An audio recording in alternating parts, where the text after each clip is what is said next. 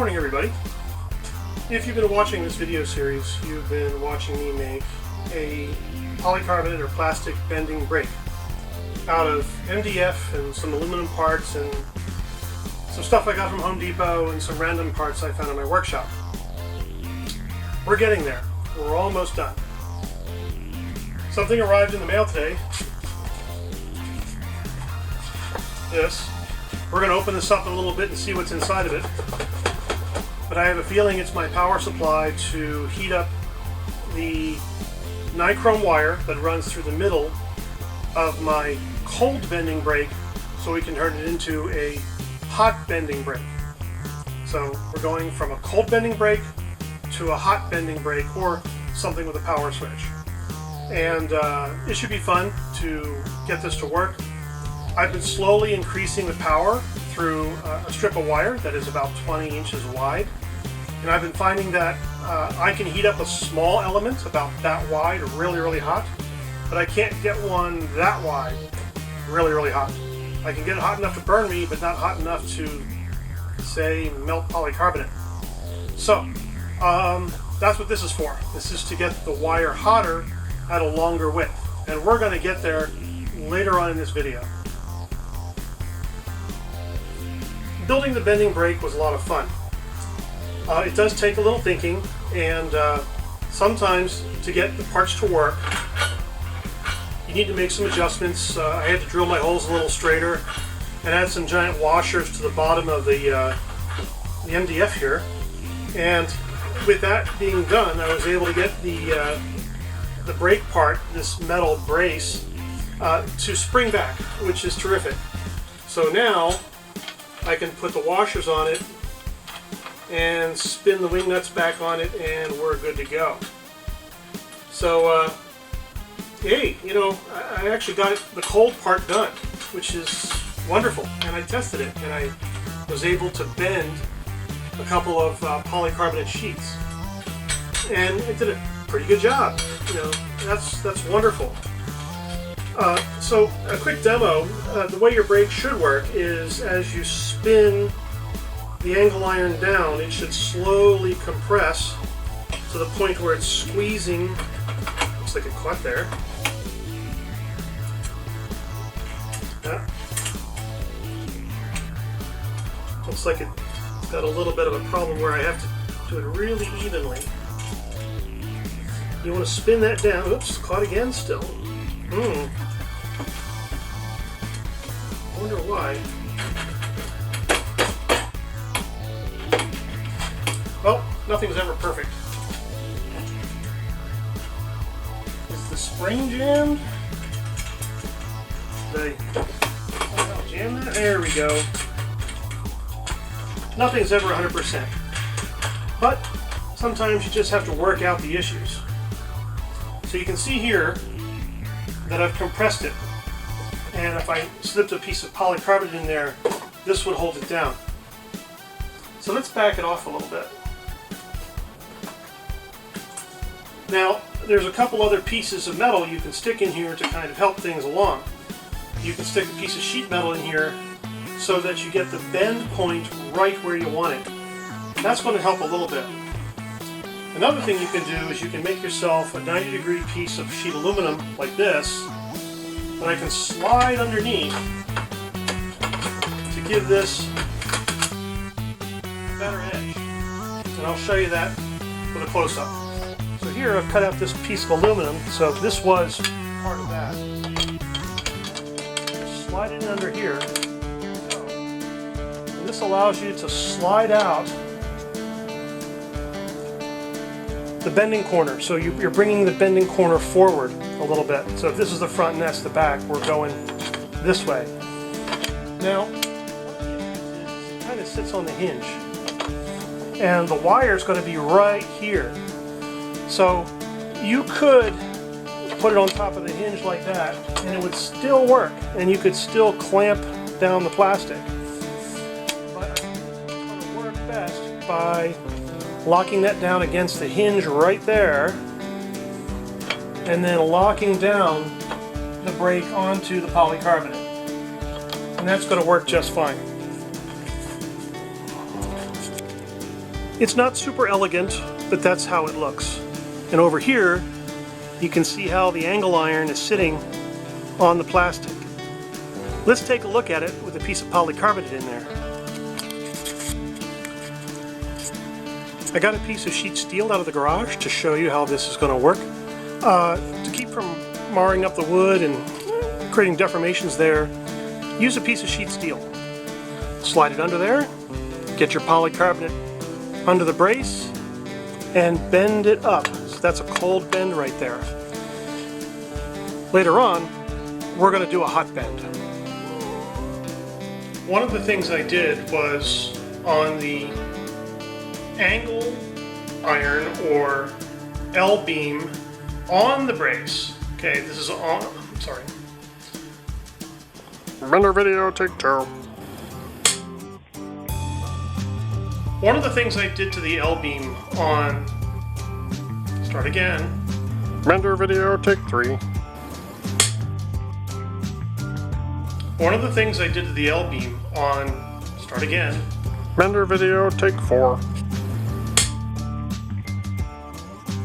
One of the things I did on the L-beam, or the angle iron made of aluminum, on the brake is I notched out either end of the beam. That's to fit the hinges. It looks like I'm going to have to take this other piece and do the same. This time, I'm just going to take it at a 45 and notch out this piece at a 45.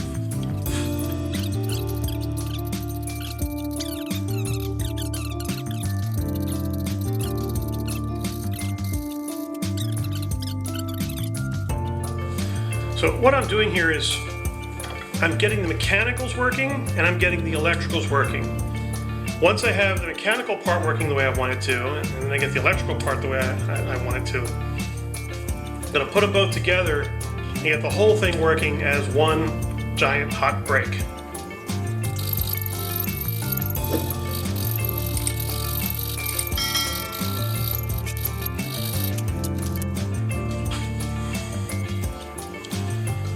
You can see there,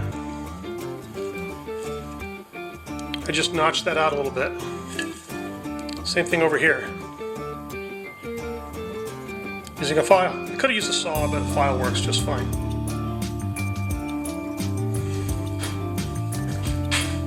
You're not just going to make your bending brake with this part.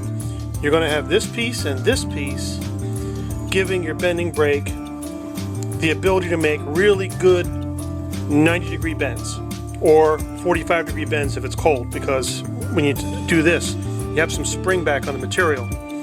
Now, if I do it without this piece, so I can feel that that's pretty snug.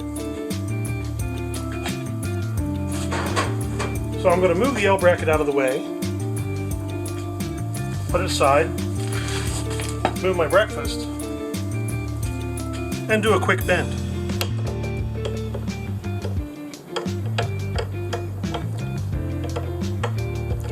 Now, you'll notice that as I bend, I'm not really at the bending point. See how the plastic's kind of moving funny there? Do I get a bend out of it? Yes, I do. I still get a cold bend out of that polycarbonate.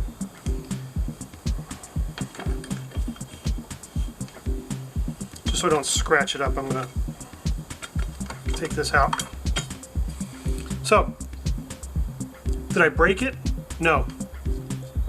I cracked it in the corner a little bit. Maybe because this part's a little sharp and I should round it a little bit.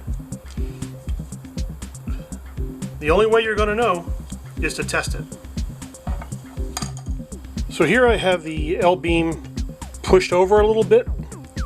I've reinstalled some polycarbonate, and I'm just going to try another bend with it. So we're comparing with the L-beam and without the L-beam.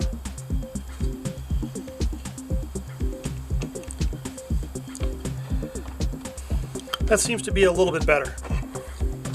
You can see there that I got a better look out of it, and it didn't tear the corners. So maybe that's a better idea, to use the L-beam than to not use the L-beam. Nice job. Nice job.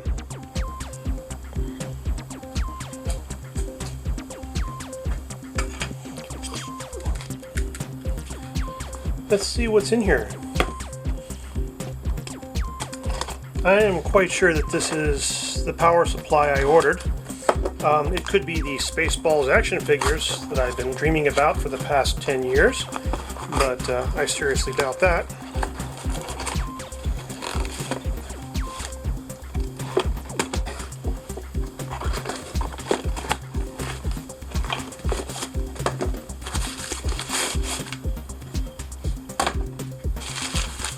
About the right size for a power supply. Okay, that's a packing list right there. Does it come with instructions, I wonder? The answer is no, it does not.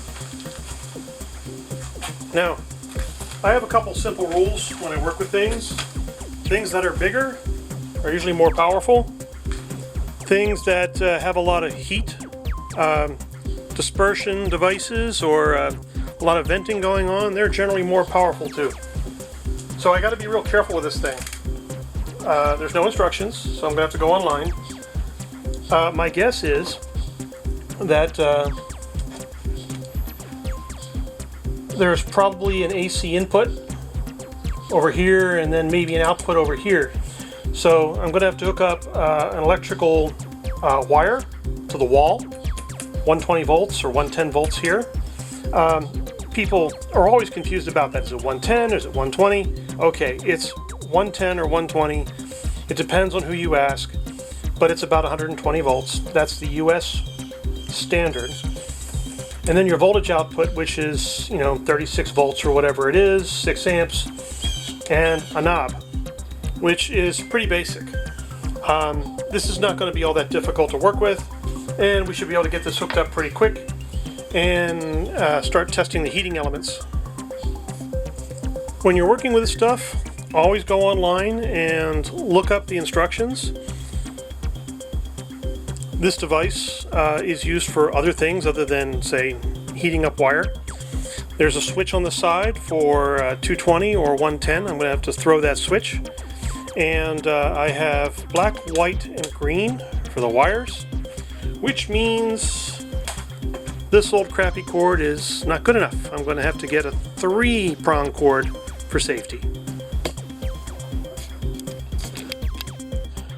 The question becomes, okay, most devices work on 2 wires, right?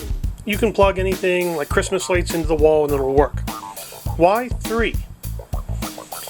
Well, depending on your sources, if you're working with a 2-pronged wiring system, and for some reason you touch the wrong thing at the wrong time, and the ground line, okay, so that, that would be one of these 2 on the left.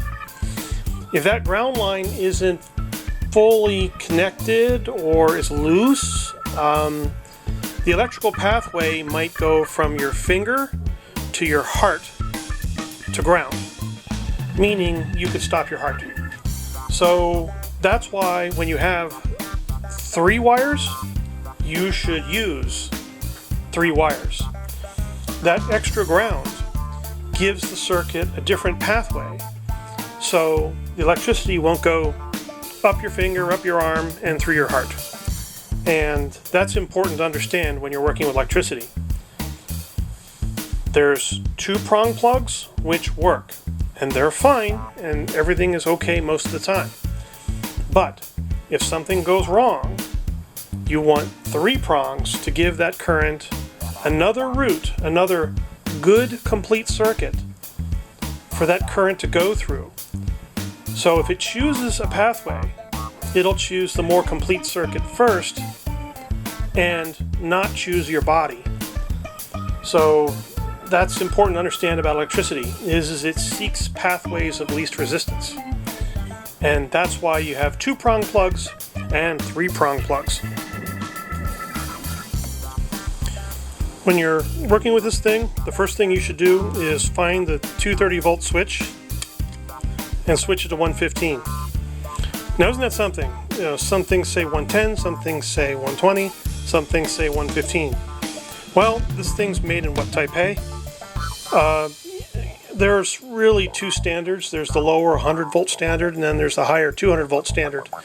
And there are circuits, home circuits, that run on 220. So it's just not so powerful that it can electrocute you and kill you. Yeah, dangerous. You should be careful when you're plugging stuff in with a 220 home outlet. But people get shocked all the time, and it's not super dangerous. So remember, power is more than just voltage. It's voltage and current. And that's what makes up the power, which is the thing that can harm you. Remember that. Sometimes you just need to ride to the home improvement store and pick up some wire. Yes, I know it's raining. Throw it in your trunk.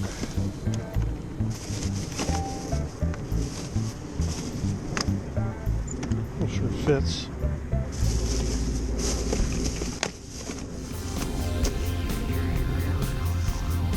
Always just enough room.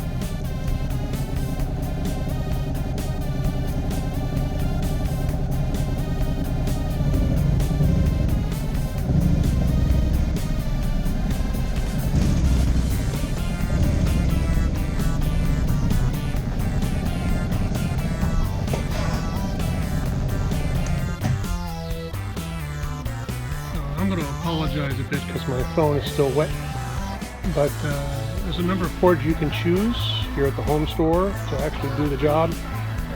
You're not going to need that big one over there. That's ridiculous.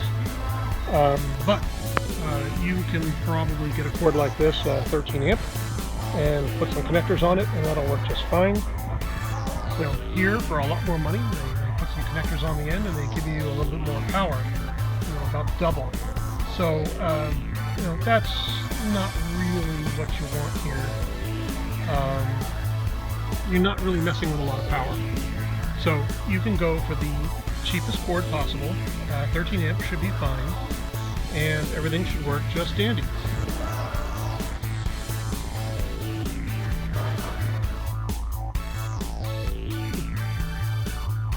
And then ride home in the rain.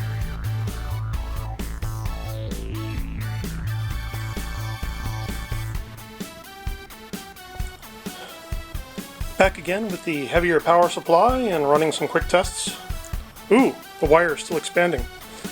Okay, so where are we today? Well, I have the newer power supply, which is this thing out of Asia, which is the LRS 150-24 power supply. It varies between 20 and 30 volts, and I don't have control over the current.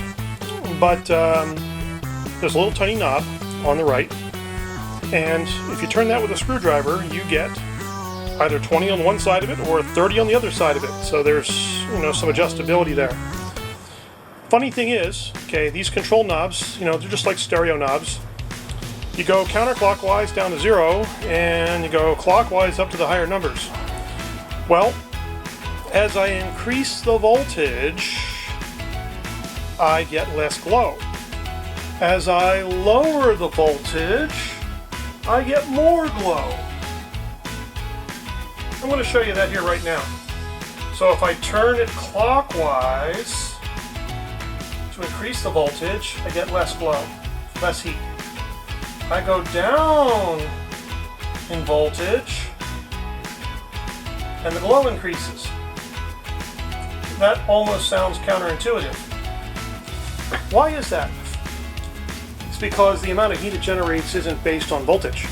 It's based on current. And because of that, okay, so I don't have control over the current, but I'm feeding steady current in. Some of that current is released as heat. And the current that's coming out is variable with the voltage. Ooh. Oh, if the wind blows, it gets cooler. Like, why did it stop glowing? Because the wind blew. Okay, so subject to wind, okay, you're going to get differences in temperature, but it seems to be stable. So that element is hot enough for me to make my bender. And it is a certain length, which is nice. I also noticed that this power supply isn't perfectly stable. It tends to oscillate a little bit. But it works. So the car battery tender, not so much. I get about 5 or 10 inches out of that at most.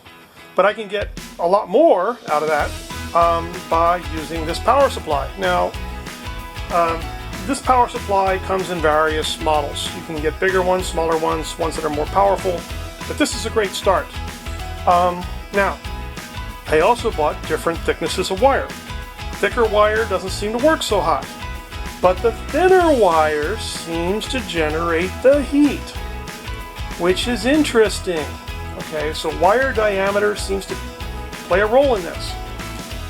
That all being said, I was given different thicknesses of wire. I have this one, and these wires are supplied in different thicknesses, so you can test them for a certain result, just in case you're trying to create a heating element, because you don't know how much current your device is putting out. Now, funny thing, I have this super thin wire here that I want to try. So what I'm going to do is I'm going to unplug it and see if I can plug in this really thin wire and see what happens using the same setting. So I've just unplugged it. Now, I said something earlier that these devices, even when they're unplugged, can be dangerous, especially when you're messing with them, is that they can carry current when you're unplugging them. And if you stick a screwdriver in there, you can get a hell of a zap. Okay, that's warm, not hot, but warm. Now this is a super thin wire. Okay, so thicker, thinner, super thin. Now I just want to kind of shove that out of the way there. And I'm going to try and get this to clip on properly so that it makes a good connection. There it goes. So now we have this little teeny tiny wire in here, and I'm going to plug it in. See what happens. It should go poof. rather quickly.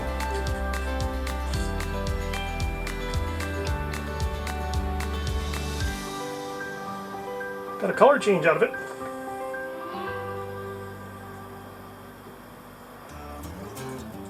Let's try doing a change here. That's cooler. That's hotter. So going down means more heat. And I can see that when I cranked up the voltage, lowering the current, the wire got cooler. It actually changed shape. But is it producing enough heat to make my bender work? And the answer is no. The thin wire does not seem to be the answer for this power supply. There seems to be a certain optimal thickness which seems to give me the heating element that I want out of this, which is that wire sitting over there on the side of the project. So let that be a lesson to you. You need different sized wires to play with, and you need a couple different power supplies to play with in order to get this right. When preparing to install the heating element or nichrome wire, the first thing you should do is create some kind of a mounting bracket on either side. And you want to make sure that it's 100% aligned. What I did was I got two different kinds of metal. One is steel and one's aluminum. And I made sure that they weren't touching the aluminum central channel. I bent them to a 90 degree and then drilled a hole on either end. Then I made sure that the hole was lined up 100% on either end. Then I came up with a way to put one of these eyelet type hooks, right? So it's an eye hook through either end so that you can tension the wire. Now the wire is always going to have a little bend in it because there's a spring that's giving you a lot of the tension. Okay, so once you get these eye hooks or eyelet type bolts through that hole, okay, you're going to have a system where you can bring up the tension on either end just by using a couple of nuts. Now this is setting with some 6-minute epoxy, so that's going to have to dry a little bit and cure, and when it's done I'll be able to grind off the excess or scrape it off, then bolt in or nail in either piece. This is going to get some flathead nails because of the tolerances. That one's going to get some screws, and we're just going to try it two different ways and see what happens. But what's holding it in place is the epoxy, not the screws. So the nails and screws are more or less for show. But you'll be able to put a lot of tension on that if you want, or just use the spring so that you can use the spring to control the expansion and contraction of the nichrome wire at either end. I'm just going to use one spring on one end, which is that end over there, which is the longer end. And this end is going to have this eye bolt through the hole, and I'm just going to twist the nichrome wire around that bolt, and it's going to sit flat like that. And that's going to give me the clearance I need to run that wire under these hinges and through the channel. Isn't that cool? Just gotta wait for it to dry, that's all. Oh, and one little thing. If you put your elbow into the epoxy while it's curing, grab some QD electronics cleaner and a paper towel and wipe it off your elbow. Yeah, I got most of it off. But there's a big 4-inch blotch of epoxy on my elbow.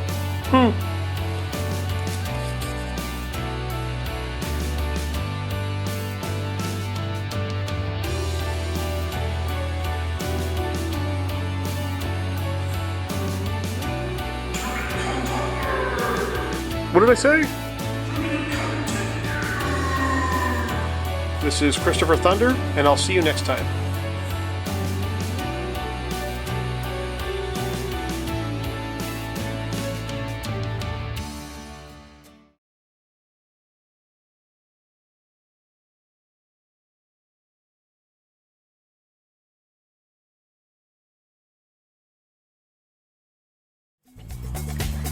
To align the heating elements perfectly, stuff small pieces of insulation